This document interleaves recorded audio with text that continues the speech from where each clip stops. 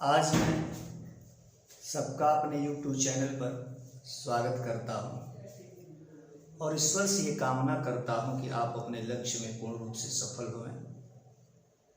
सफल होने के लिए सबसे पहली क्वालिटी ये है कि अपने कर्म पर विश्वास रखें। अगर व्यक्ति को कर्म पर विश्वास है तो आपका रिजल्ट जो है सदैव पॉजिटिव होगा, नेगेटिव नहीं होगा, क्योंकि ईश्वर का रिजल्ट सदैव पॉजिटिव होता है, नेगेटिव नहीं होता। इसके पिछले चैप्टर में या परसेंटेज भाग 1 में, परसेंटेज भाग 2 में मैंने आपको कुछ सवालें बताई थी। आज मैं परसेंटेज भाग 3 प्रारंभ करने जा रहा हूँ। परसेंटेज भाग 3 को प्रारंभ करने से पहले सबसे पहले परसेंटेज भाग 1 और परसेंटेज भाग 2, इस दोनों के दो 3 सवालें लगा करके ही तब भाग 3 की मैं सवाल आपको बताऊंगा।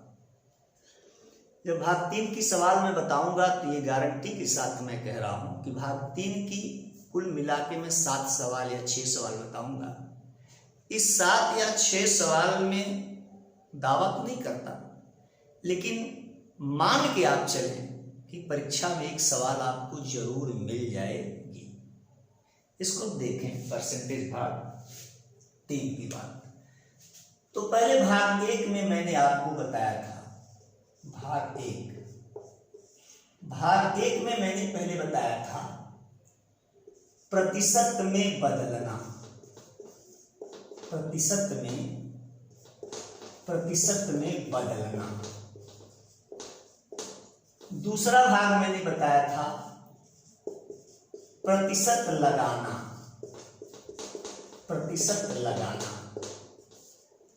तीसरा मैंने बताया था आपको एक आंकड़ा हो और दूसरा आंकड़ा हो, एक आंकड़े को पूछे कि दूसरे आंकड़े का कितना प्रतिशत है। अच्छा, अगले स्टेप में मैंने आपको ये बताया था, कि कोई आंकड़ा हो, उस आंकड़े का प्रतिशत मान बताया था। अगले स्टेप में मैंने ये बताया था, पहले में बताया था प्रतिशत लगाना, बदलना, उसको बदले तो यहाँ लिख दीजिए प्रतिशत लगाना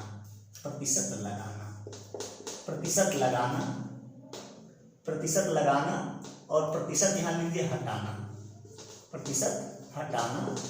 और तीसरे कंसेप्ट में मैंने बताया था कि कोई आंकड़ा हो, एक दूसरा आंकड़ा हो, एक आंकड़ा दूसरे आंकड़े का कितना प्रतिशत है। और नेक्स्ट स्टेप में मैंने बताया था कोई आंकड़ा दिया गया हो, इस आंकड़े का प्रतिशत मान आपको निकालना हो, ये हो गया। और अगले स्टेप में शायद मैंने आपको ये बताया था कि किसी आंकड़ा अननोन हो, उसका प्रतिशत मान दिया गया हो और इस आंकड़े को ज्ञात करना हो। ये 5 सवाल हुए थे। अब 5 सवाल के बाद मैंने सरलीकरण आपको बताया था। सरलीकरण बताने से पहले मैंने आपको साधारण समीकरण बताया था, और उस साधारण समीकरण में मैंने आपको कंसेप्ट बताया था कि अगर कोई प्रतिशत का सरलीकरण करना है तो प्रतिशत का सरलीकरण करने के लिए आपको साधारण समीकरण का जानना आवश्यक है। विदाउट ऐसा नहीं हो सकता कि आप उसका सरलीकरण कर लें। छोटी सवाल सरलीकरण की होगी तो आप कर लेंगे, बैठ कर लेंगे, लेकिन बड़ी बड़ी अगर सवालें होंगी तो आप उसका सरलीकरण नहीं कर पाएंगे। इसलिए मैंने आपको साधारण समीकरण के विषय में दूसरे वीडियो में बताया था, और उसको आप देख सकते हैं। हाँ, एक प्रॉब्लम है, सुने कि भाई आवाज नहीं साफ आई या स्पष्ट नहीं लिखा है, तो आप थोड़ा प्रॉब्लम है। और इसके जब अगला वीडियो जाएगा तो आपको इस तरह की कोई शिकायत करने का मौका नहीं मिलेगा, एकदम स्पष्ट आएगा। और दूसरे कंसेप्ट में आप जरा सा देखें, प्रतिशत हटाना, प्रतिशत लगाना। तो मैंने आपको बताया था पहले वीडियो में, प्रतिशत लगाना का मतलब है, प्रतिशत को मैंने बताया था मानक के रूप में। जैसे 7 को प्रतिशत लगाना है, 7 को प्रतिशत में बदलो, तो 7 को प्रतिशत में बदलो मैंने कहा था। तो मैंने बता दिया था कि 7 में 100 का गुणा कर दीजिए तो 700% हो गया। पिछले वीडियो में आप देख लीजिएगा। अब मैंने कहा प्रतिशत हटाना है, जैसे मैंने ये कह दिया कि 5% का मान क्या होगा, तो जो प्रतिशत यहाँ हटाना है, इसको रिमूव करना है, तो जो प्रतिशत को रिमूव करना है तो तुरंत 5/100 आप 100 लिख दीजिए। और इसके बाद मैंने आपको ये बताया था कि जैसे ये कोई आंकड़ा है, ऐसे मैंने कहा ये 500 है, दूसरा आंकड़ा 300 है, मैंने कहा कि ये 300 500 का कितना प्रतिशत है, तो मैंने 300 ऊपर लिखा था, 500 नीचे लिखा था। जिसका पूछे उसको नीचे कर दीजिए, जिसको पूछे उसको ऊपर कर दीजिए, पूरे क्या हो गया 100 है, 0 कट गया। फिर उसके बाद आप क्या कर रहे हैं, काटे 5 20 100 60% हो गया। एक आंकड़ा दूसरे आंकड़े का प्रतिशत पूछा अगर पूछे तो आप लिख दीजिए। अब अगले स्टेप में आते हैं, हम खट से आपको अगले स्टेप की बात करते हैं। जहां अगले स्टेप की बात आती तो अगले स्टेप में आपको क्या देखना, जरा सा ध्यान दीजिएगा इसको। मैंने अगला बताया था कि जैसे कोई कहता है कि 200 का किसी आंकड़े का प्रतिशत मान निकालना है, 200 का 50% निकालना है, तो मैंने कहा कि किसी भी प्रतिशत के सरलीकरण में सबसे पहले आप प्रतिशत हटाते हैं। अब प्रतिशत हटाने के लिए 200 आपने लिख लिया और 200 का लिख करके प्रतिशत हटाइए। तो प्रतिशत हटाने के लिए मैंने कहा था कि जो ही हटेगा तो 100 आ जाएगा, 0 से 0 काट के 50 दूनी में कितना हो गया 100 हो गया। ये हो गया मतलब आंकड़े का प्रतिशत मान ज्ञात करना। अगला स्टेप मैंने आपको बताया था कि जैसे कोई आंकड़ा है, जैसे क्वेश्चन मार्क है, इस आंकड़े का 5% है, 5% 20 के बराबर है, ये आंकड़ा निकालना है। तो मैंने बताया था कि चर, अब एक प्रश्न उठता है कि चर क्या है, अचर क्या है। अचर का मतलब होता है संख्या, अचर से अर्थ होता है संख्या से, अचर का अर्थ होता है अक्षर से। अब चर अचर, अचर माने संख्या, चर माने अक्षर। अब जहां चर, कोई चर ले लीजिए, अक्षर कोई अक्षर लिख सकते हैं, BCD XY आप स्वतंत्र है लिखने के लिए, उसमें कोई आपको कंफ्यूजन नहीं। आप इसी तरह क्वेश्चन मार्क भी दे सकते हैं, लेकिन लिख लीजिए x का 5% बराबर 20 हो गया, तो परसेंट हटाइए, x का 5/100 बराबर क्या हो गया 20। फिर ये क्या कर दीजिए, गुणा कर दीजिए, ऊपर है ना, तो ऊपर 5x हो गया, ध्यान दीजिएगा। तो 5x बराबर 20 गुणे कितना हो गया 100 हो गया। तो x बराबर 20 गुणे 100/5 हो गया, काटिए 5 चौक 20 और 100 चौक 40, ये 40 हो गया। अर्थात यहाँ क्या होना चाहिए, 40 होना चाहिए। उसके बाद मैंने सरलीकरण बताया था। फिलहाल आपको पाठ भाग 3 बता रहे हैं। भाग 3 बताने के बाद, भाग 3 की कुछ सवाल जो मेन सवाल हैं बताने के बाद अभ्यास में इसका हम बहुत कराएंगे, याद रखिएगा। ऐसे आप सोच रहे होंगे चैप्टर की बात, तो आप अपने दिमाग से निकाल दीजिएगा, केवल मैं पूरे किताब से गणित के 100 सवाल, सारे चैप्टर से 100 सवाल ही पढ़ाऊंगा। उस 100 सवाल को अलग मैं गेस करके लिख दूंगा, बता दूंगा। आप किसी भी पेपर में बैठे अगर 100 सवाल में आपको निश्चित रूप से पूरे पेपर मिल जाएंगे, पूरी जितनी सवाल होंगे वो मिल जाएंगे। आप इसमें एकदम मस्तिष्क से निकाल लीजिए। हाँ, लेकिन अभ्यास की बात है तो अभ्यास तो हम कराएंगे, क्योंकि बेस होना जरूरी है। विदाउट बेस आप गणित मान के चलिए, विदाउट बेस आप गणित नहीं पढ़ सकते। अब आप देखिएगा जरा सा, अब आते भाग 3 में। भाग 3 में अब हम बता रहे हैं, तो उसके बाद हम आपको बताएंगे क्या क्या क्या क्या अंतर है। हर पार्ट में, हर पैटर्न में थोड़ा थोड़ा अंतर, हर पैटर्न की सवाल एक जगह लिख करके आप बता देंगे कि आप इसमें क्या क्या, हर पैटर्न में क्या थोड़ा थोड़ा अंतर है, तो उसको जरा सा ध्यान से देखिएगा। अब अगली सवाल मैं आपको बताने जा रहा हूं जो वेरी वेरी इंपॉर्टेंट है, ध्यान दीजिएगा। हो गया ना, वेरी वेरी इंपॉर्टेंट सवाल है भैया, एकदम ध्यान से देखिएगा। मान के चलिए कि सवाल के 90% चांसेस होते हैं एग्जाम में आने के। इससे आप एकदम इसको एक जगह, जब हम सवाल 7 जो नोट करेंगे उसको आप एक जगह उतार लीजिए, भले अभ्यास करिए, लेकिन वो 7-8 सवाल तो आपको एक जगह नोट करना है। आप समझ लीजिए कि किसी परीक्षा में नहीं, उस चैप्टर से उसी सवाल को बनना है, अन्य सवाल नहीं बनेगी। और बनने की तो बात की बात है, लेकिन उसको जरूर नोट करिएगा। देखिए सवाल है पहला, इसको मैं एकदम स्टेप से बता रहा हूं। पहली सवाल देखिए, जब किसी भी प्रश्न में प्रतिशत का एक आंकड़ा दिया गया हो, और प्रतिशत का जब एक आंकड़ा दिया गया हो और उस प्रश्न का उत्तर भी प्रतिशत में पूछे, अब मेरे कहने का अर्थ आपको समझ में नहीं आया, इसको आप जरा सा इसको देखें। प्रतिशत का सिंगल आंकड़ा दिया गया हो, अर्थात पूरे सवाल में एक बार प्रतिशत की संख्या लिखी गई हो और उस पूरे सवाल में एक बार प्रतिशत की संख्या लिखी गई हो और दूसरी बार उसको प्रतिशत में ही उसका मान क्या करे पूछे। अर्थात कुल मिला जुला के प्रश्न में केवल प्रतिशत का सिंगल आंकड़ा हो, अकेले आंकड़ा हो, और दूसरा आंकड़ा जो पूछे वो प्रतिशत में पूछे। जैसे एग्जाम्पल के तौर पर हम आपको दे रहे हैं, ए की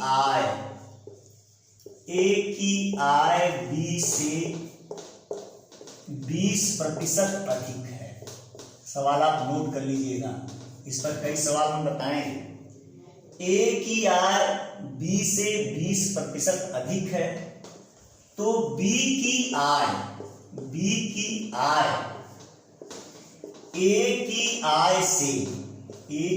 आय से कितने, सवाल एकदम आप नोट कर लीजिए, कितने प्रतिशत कम है, ये सवाल है।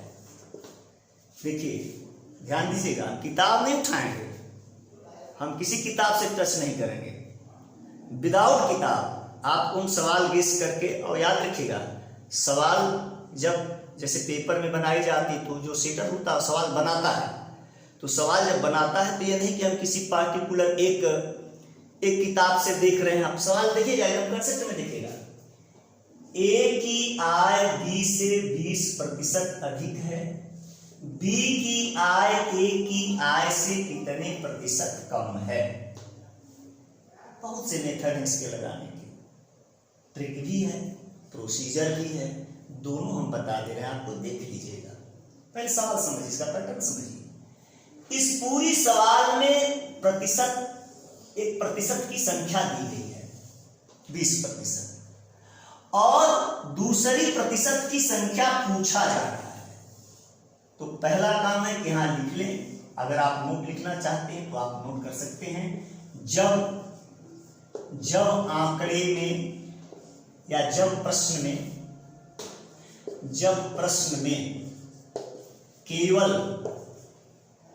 केवल सिंगल प्रतिशत या प्रतिशत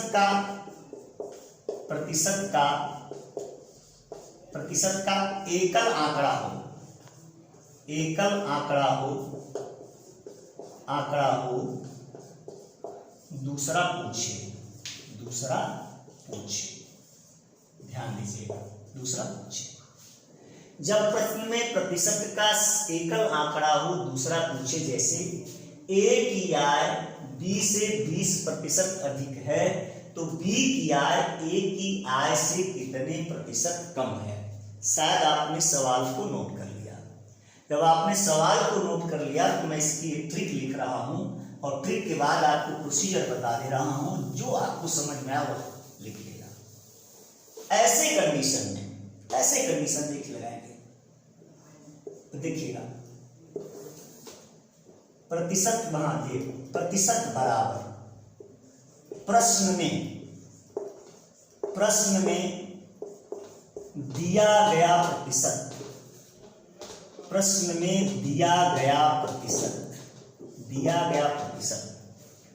गुणे 100।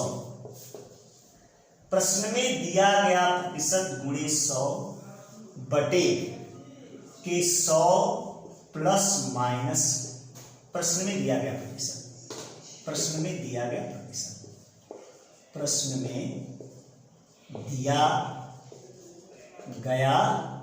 प्रतिशत।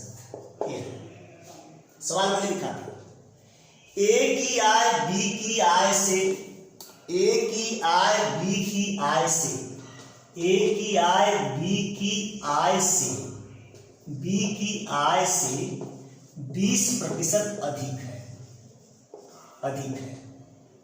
तो बी की आय, बस लिखे होंगे, बी की आय ए की आय से कितने प्रतिशत कम है। ये सवाल थी, ए की आय बी की आय से 20% अधिक है, तो बी की आय ए की आय से कितने प्रतिशत कम है। तो पूरे प्रश्न में केवल प्रतिशत का सिंगल एकल आंकड़ा है और दूसरा आंकड़ा पूछ रहा है। तो मैंने लिखाया है कि प्रश्न में दिया गया प्रतिशत, तो प्रश्न में दिया गया प्रतिशत क्या है 20। अब गुणे क्या हो गया 100 बटे, चूंकि अधिक है, जब अधिक हो अधिक शब्द लग जाए, अधिक शब्द लग जाए, अधिक शब्द लगे, अधिक शब्द लगे, अधिक शब्द लगे तो प्लस, अधिक शब्द लगे तो प्लस, अगर कम शब्द लगे, कम शब्द लगे, कम शब्द लगे तो माइनस। तो ए की आय बी की आय से 20% अधिक है तो बी की आय ए की आय से कितने प्रतिशत कम है। मैंने लिखा था प्रश्न में दिया गया प्रतिशत गुणे 100 बटे 100 प्लस माइनस प्रश्न में दिया गया प्रतिशत। अधिक शब्द लगे तो प्लस लेंगे, नीचे प्लस लेंगे, अगर कम शब्द लगे तो माइनस लेंगे या माइनस लेंगे, क्योंकि सवाल में अधिक शब्द लगा है। तो 100 अब प्लस क्या हो गया 20। अब ऐसा नहीं कि जैसे काटने लगे, 100 को पहले 20 में जोड़ लीजिए, तो 20 गुणे 100 बटे के 120, 120। अब काट दिया जैसे काटना चाहते हैं आप, ये कट गया 0 से 0, 2 छक्का 12, 100 बटा के 6 हो गया, 100 बटा के 6। याद रखिएगा 100 बटा 6 का भी उत्तर नहीं होगा भैया, प्रतिशत है तो निश्चित रूप से ये देखिएगा विषम भिन्न है, इसका उत्तर मिश्र या संयुक्त भिन्न में लिखा जाता है। तो मिश्र या तो 10 पॉइंट में लिखें या मिश्र या संयुक्त भिन्न में लिखें। तो 100 में 6 से आप भाग दे दीजिए, भाग दे दीजिए, तो देख लीजिएगा 6 एकम 6, कैसे बचा 4, 6 छवा के 36, कैसे बचा 4, इसको हम कहेंगे 16 सही, जो शेष बचा वो ऊपर जाएगा, 6 नीचे आया, 6 नीचे आ गया। इसको चाहते हैं तो छोटा रूप करिए, तो 2 दूनी के 4, 2 तिहाई 6 अर्थात 16 सही 2/3%। पूरी सवाल को पुनः सुन लें। यदि ए की आय बी की आय से, ए की आय बी की आय से 20% अधिक है तो बी की आय ए की आय से कितने प्रतिशत कम है। मैंने बताया था कि यदि प्रश्न में केवल प्रतिशत का एकल आंकड़ा हो, दूसरा आंकड़ा पूछे, तो वहां सदैव प्रश्न में निम्न सूत्र का प्रयोग कीजिए। प्रश्न में दिया गया प्रतिशत गुणे 100 बटे 100 प्लस माइनस प्रश्न में दिया गया प्रतिशत। अधिक शब्द लगे प्रतिशत के साथ तो प्लस लेंगे, दिए गए प्रतिशत के साथ, दिए गए प्रतिशत के साथ, ध्यान दीजिएगा, अधिक शब्द लगे पूछने वाले प्रतिशत के साथ नहीं, दिए गए प्रतिशत के साथ यदि अधिक शब्द लगे तो प्लस लगाएंगे और अगर कम शब्द लगे तो माइनस लगाएंगे। अर्थात दिया गया प्रतिशत 20 है, 20 गुणे 100 बटे अधिक शब्द इसके साथ लगा है, कम पूछ रहा है तो कम के साथ वाला नहीं लेंगे, तो 100 प्लस 20 120 हो गया, तो 2/12 गुणे 100 हो गया, अर्थात 16 सही 2/3% हो गया। ये प्रश्न है। अब इसको दूसरे वे में हम लेते हैं। अगर मान लीजिए इतना कर रहे हैं, इतना फार्मूला आपको याद नहीं है या ये कुछ ट्रिक भूल गई, तो सीधे सीधे आप ऐसे लिखें इसको। पहला तरीका था। दूसरा तरीका देखिएगा, जैसे एक आंकड़ा दूसरे आंकड़े की तुलना करना या एक आंकड़े को दूसरे आंकड़े के प्रतिशत में बदलना। जैसे ए और बी लिख लिया, ए और बी। ए की आय बी की आय से 20% अधिक है। चूंकि प्रतिशत शब्द है तो मानक के रूप में 100 है, मानक के रूप में 100 है, तो जिससे अधिक हो उसी को 100 रखिए। ए की आय बी की आय से, तो बी की आय से कह रहा है तो जहां से लग जाए, जहां तार लग जाए उसको मानिए आप। बी को आपने 100 मान लिया, ए को 20% अधिक है तो 120 हो गया, 25% 125 हो गया, 40% 140 हो गया। अब क्या कर रहा है, पूछ रहा है बी की आय ए की आय से, बी की आय ए की आय से कितने प्रतिशत कम है। किसकी आय से पूछ रहा है, ए की आय से। ए की आय से प्रतिशत का मूल्यांकन करना है, ए की आय को नीचे करिए आप, हो गया। कितना कम है, 20 कम है, 20 कम है, ये 20 ज्यादा है तो 20 कम है, तो यहां 20 हो गया। अब चूंकि कितना प्रतिशत तो गुणे 100 हो गया। अब ये 0 से 0 क्या हो गया, कट गया। ध्यान दीजिएगा, 0 से 0 क्या हो गया, कट गया। अक्षर से कट गया, कितना हो गया आपका 200 हो गया। अब 200 में 12 से क्या दे दीजिए, भाग दे दीजिए, हो गया। या छोटा करें तो 100 बटे की क्या हो गया, 100 बटे 2 से कट जाएगा, 100 बटे की 6 हो गया। फिर काटेंगे तो 16 सही 2/3%, इसीलिए आ जाएगा। बस यहाँ देखिए, फिर से सुन लीजिए, ए की आय बी की आय से 20% अधिक है, तो जिससे अधिक हो उसको 100, इसको 120 हो गया। चूंकि मानक 100 है तो 100 मान लिया, तो 20 × 100/120 हो गया। कितना कम है? 20 कम है। 100 किससे पूछ रहा है? ए से पूछ रहा है, तो नीचे कर दीजिए। तो 20 × 100/120 अर्थात 200/12 हो गया, 200/20 हो गया, 16 सही 2/3%। ये क्लियर हो गया।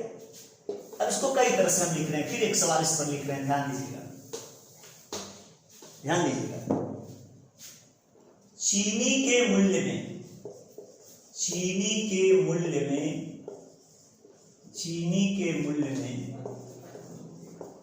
25% की वृद्धि हो जाने से गृहिणी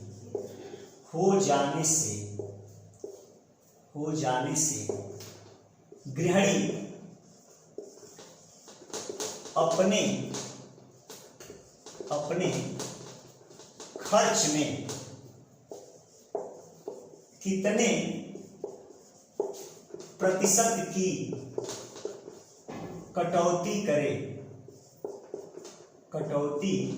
की कटौती करे कि उसकी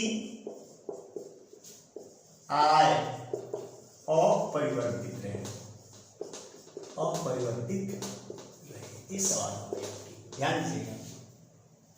चीनी के मूल्य में 25% की वृद्धि हो जाने से गृहिणी अपने खर्च में कितने प्रतिशत की कटौती करे कि उसकी आय अपरिवर्तित रहे। ध्यान दीजिएगा, या उसके खर्च पर कोई प्रभाव न पड़े। पूरी सवाल इतनी बड़ी सवाल है, इतनी बड़ी सवाल में कुछ नहीं दिया गया, 1% का आंकड़ा दिया गया है और दूसरा प्रतिशत का आंकड़ा क्या कर रहा है? पूछ रहा है। फिर वही बात आ गई। अब दिया गया प्रतिशत, तो दिया गया प्रतिशत, प्रश्न में दिया गया प्रतिशत क्या है? 25। फिर गुणे क्या हो गया? 100। अब बटे के, चूंकि वृद्धि है, अधिक है, बढ़ रहा है, अधिक हो रहा है, तो वहां प्लस नहीं, पूछने वाले से मतलब नहीं है, यहां से जो दिया गया प्रतिशत बढ़ रहा है कि घट रहा है।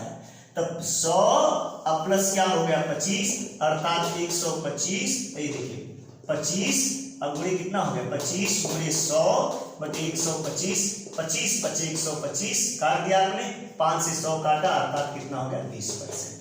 अर्थात कितने परसेंट हो गया? 20%। अब देखिएगा, फिर नोट करना, चीनी के मूल्य में 25% की वृद्धि हो जाने से गृहिणी अपने खर्च में कितने प्रतिशत की कटौती करे तो उसकी आय अपरिवर्तित रहे। तो सवाल में दिया गया प्रतिशत क्या है? 25 है, 25 × 100 हो गया, 100 में प्लस 25 जोड़ दिया, 125 हो गया, 25 × 100/125 होगा, 25 × 125, 100 मैंने 5 से काट दिया, अर्थात 20% आ गया, अर्थात उत्तर इसका क्या परसेंट हो गया? 20% हो गया। फिर इसको एक सवाल देख लीजिए, ध्यान दीजिएगा। एक सवाल और बता रहे, कमी की एक सवाल बता रहे।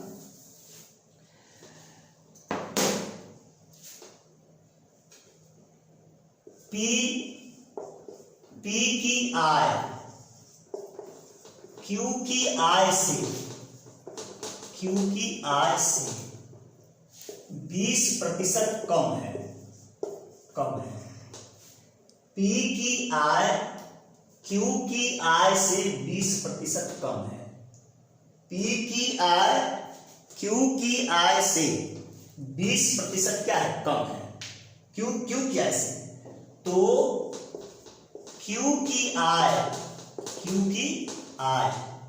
है ना, पी की आय से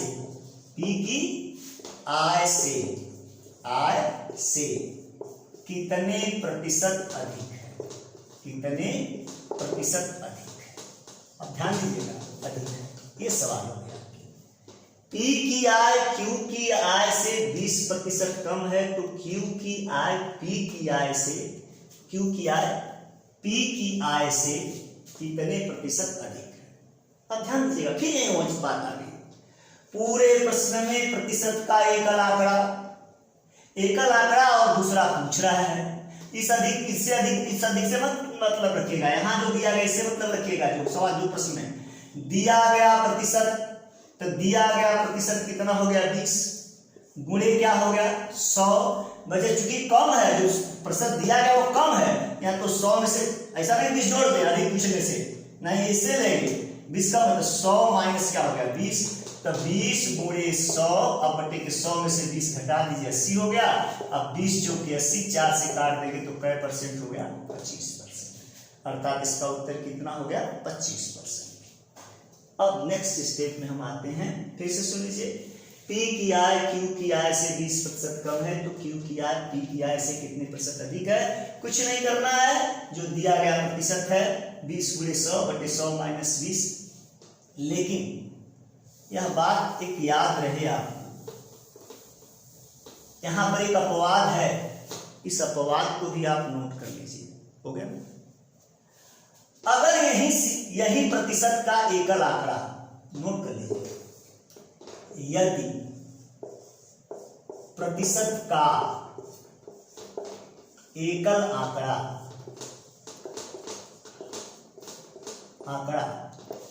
दिया गया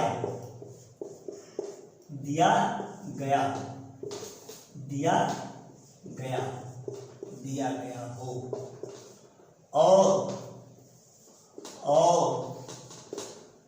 दूसरा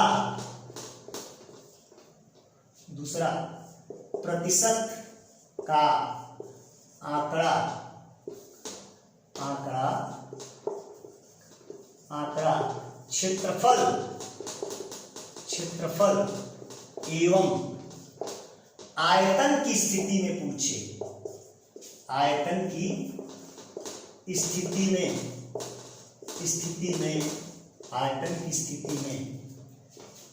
कमी या वृद्धि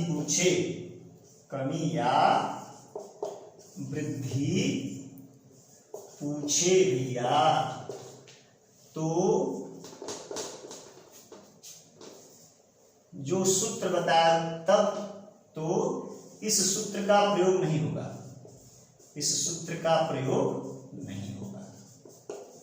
नहीं होगा। ध्यान दीजिएगा, जो मैंने बताया है कि अगर प्रतिशत का सिंगल आंकड़ा, यदि प्रतिशत का एकल आंकड़ा दिया गया हो, दूसरा प्रतिशत का आंकड़ा क्षेत्रफल एवं आयतन की स्थिति में कमी या वृद्धि पूछे, तो इस सूत्र का प्रयोग आप नहीं करेंगे। इन दोनों को छोड़कर तब लगाएंगे कि दिया गया प्रतिशत गुणे 100 बटे 100 प्लस माइनस परसेंटेज। अगर यही चीज कह देगा कि यदि एक वर्ग की भुजा में 20% की वृद्धि कर दे तो उसके क्षेत्रफल में कितने प्रतिशत की वृद्धि हो जाएगी, अगर यह सवाल कह दे तो आप तुरंत ये मत लगा दिया कि दिया गया प्रतिशत गुणे 100 बटे 100 प्लस माइनस प्रतिशत। अगर ऐसा कर देंगे तो आपकी सवाल क्या हो जाएगी, गलत हो जाएगी। वहां डायमेंशन का मतलब है, वहां बताएंगे आपको दूसरे कंडीशन में, जब दूसरे स्टेप में जाएंगे तो आपको बताएंगे कि वहां क्यों नहीं लगता है। वो फिजिक्स की टॉपिक है, डायमेंशनल फार्मूले के आधार पर, बीमा के आधार पर, मात्रक के आधार पर, ध्यान दीजिएगा, वहां अलग चीज है, वहां पर फार्मूला अलग बन जाता है बेटा।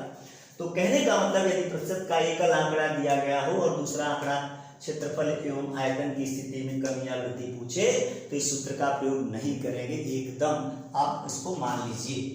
अब रह गए एक सवाल, देखिए जो मैं आपसे कहा हूं 7 सवाल या 8 सवाल, उस 7 सवाल और 8 सवाल में आपकी एक सवाल हो गई, एक सवाल एकदम हो गई भैया, इसको एकदम इंपॉर्टेंट लगा लीजिएगा। बस हम तो ये समझते हैं कि शायद आपको अंक भी मिल जाएगा, ये निश्चित समझ लीजिए, इसको एकदम नोट करिए। 7 सवाल जो हम नोट करा रहे हैं उसको नोट करिए, फिर उसके बाद परसेंटेज का अभ्यास करते रहो। हम अभ्यास कराएं, कम से कम आपको 10 वीडियो इसका देंगे, हो गया कि नहीं हो गया। लेकिन ये 7 सवाल आप एक जगह नोट करने के बाद आप जितना वीडियो पढ़ रहे हैं पढ़ते रहिए, उसका आप बेस समझते रहिए, लेकिन ये 7 सवाल आपकी एक जगह नोट होनी चाहिए। इसी में घूम फिर करके इस चैप्टर की सवाल आपकी क्या हो जाएगी, बन जाएगी। अब देखिएगा जरा सा सवाल हम बताने जा रहे हैं, लिख दे रहे हैं, लिखिएगा, ध्यान से लिखिएगा, उसको आप अपने कंसेप्ट से भी क्लियर कर सकते हैं, एकदम अपने कंसेप्ट से क्लियर करिए। देखिए सवाल एक ऐसी चीज है कि जब तक कंसेप्ट नहीं क्लियर होगा तब तक पल्ले नहीं पड़ेगी। और याद रखिएगा, विदाउट कंसेप्ट नो। इधर देखिए, अब सवाल दूसरी कंडीशन बनाने जा रहे हैं। जो मैं 7 सवाल की बात किया हूं, 7 सवाल में पहली सवाल आपकी हो गई, तो पहली सवाल में 2-3 सवाल मैंने भले बता दिया, वो अलग चीज है, लेकिन वो एक ही सवाल मानी जाएगी। अब दूसरी सवाल की मैं बात कर रहा हूं, दूसरी सवाल में आप जरा सा देखें, दूसरे सवाल की बात कर रहे हैं। अगले सवाल देखिए, यदि प्रश्न में इसको साफ लिखिए, यदि प्रश्न में प्रतिशत के 2 या 2 से अधिक आंकड़े दिए गए हों,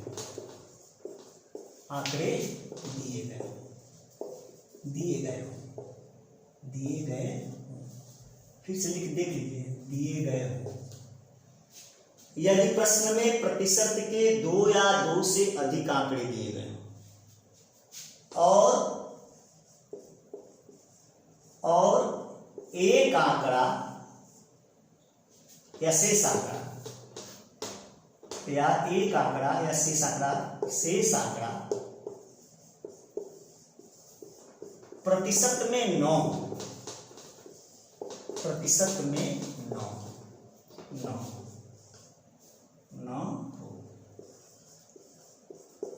अब पूरा आंकड़ा ज्ञात करना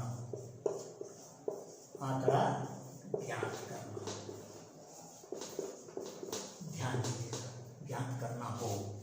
देखिए फिर सुन लीजिए, यदि प्रश्न में प्रतिशत के 2 या 2 से अधिक आंकड़े दिए गए हों, शेष आंकड़ा प्रतिशत में नहीं हो गया ना, पूरा आंकड़ा ज्ञात करना हो। जैसे एग्जाम्पल के तौर पे हम आपको दिखा रहे हैं, ये भी इंपॉर्टेंट सवाल है, ध्यान दीजिएगा। जैसे सवाल में आप इसको नोट कर लीजिएगा। फिर देखिए कमेंट है, यदि प्रश्न में प्रतिशत के 2 या 2 से अधिक आंकड़े दिए गए हों और शेष आंकड़ा प्रतिशत में नहीं हो, पूरा आंकड़ा ज्ञात करना हो, तो जैसे अब इस पर सवाल लिखेंगे तब आपको बात समझ में आएगी। ध्यान दीजिएगा, सवाल देखिएगा एकदम। एक नगर की, सवाल आप नोट कर लीजिएगा, इंपॉर्टेंट सवाल है आपकी। एक नगर की जनसंख्या में 40% जनसंख्या में 40% हिंदू, 20% मुसलमान,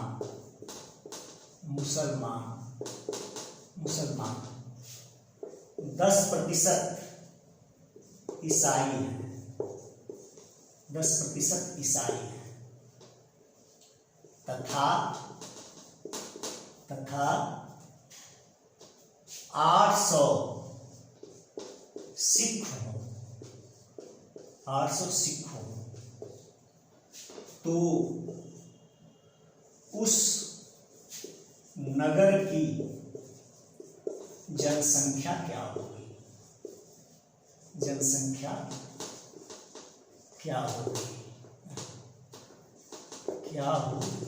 ध्यान दीजिएगा एकदम, सवाल लिखिएगा जो कमेंट लिखे हैं। एक नगर की जनसंख्या में 40% हिंदू, 20% मुसलमान, 10% ईसाई हैं, हो गया, तथा 800 सिख हैं, तो उस नगर की जनसंख्या क्या होगी? ये प्रश्न हो गया। मैंने कमेंट लिखाया था कि यदि किसी प्रश्न में 2 या 2 से अधिक आंकड़े प्रतिशत में दिए गए हों और एक आंकड़ा प्रतिशत में न दिया गया हो और पूरा आंकड़ा ज्ञात करना, पूरे प्रश्न का आंकड़ा ज्ञात करना हो, तो कुछ नहीं करना। फिर मैंने पहली बार बताया था, पहले वीडियो में बताया था कि यदि प्रतिशत का मूल्यांकन होता है भैया, तो प्रतिशत का मूल्यांकन करने के लिए सदैव 100 मानते हैं। अब यहाँ कुछ करना नहीं, आपको सवाल मत लगाइए, मत इसको लिखिए, अब ऐसे से लिखिए, देखिएगा, हिंदू लिख लिया, मुसलमान, फिर आपने लिखा ईसाई और यहां लिख दिया सिख। ध्यान दीजिएगा, हो गया। कै प्रतिशत हिंदू? 40% हिंदू। कै परसेंट मुसलमान? 20% मुसलमान। कै परसेंट ईसाई?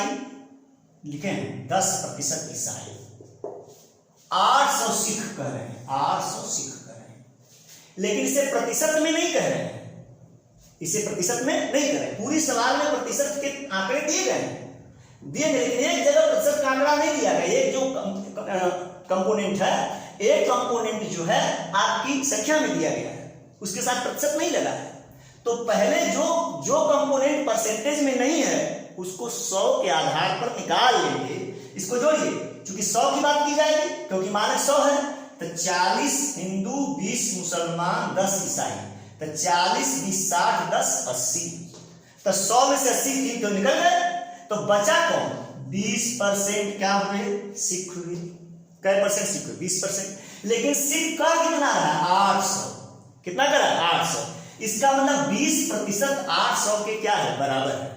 20% 800 के क्या है? बराबर है। तो पूरी संख्या ये 30% हो गया, ये 30% हो गया। 40 20 60 70, इसको आप 900 कर दीजिए, नहीं तो काटने परेशान हो जाएगी। 900 सिख कितने हो गए? 900 सिख, 900 सिख हो गए। एक नगर की जनसंख्या में 40% हिंदू, 20% मुसलमान, 10% ईसाई तथा 900 सिख हैं। उस नगर की जनसंख्या क्या होगी? हिंदू 40%, मुसलमान 20%, ईसाई 10%। और कह रहा है सिख की संख्या प्रतिशत में नहीं है, सिख की संख्या में है, इसके साथ प्रतिशत नहीं लगा है। इसका मतलब इस तरह 100 के मानक निकालिए, 40 20 60 10 70 30% सिख हो गए, मतलब 30% 900 के बराबर है। तो पूरा आंकड़ा क्या होगा?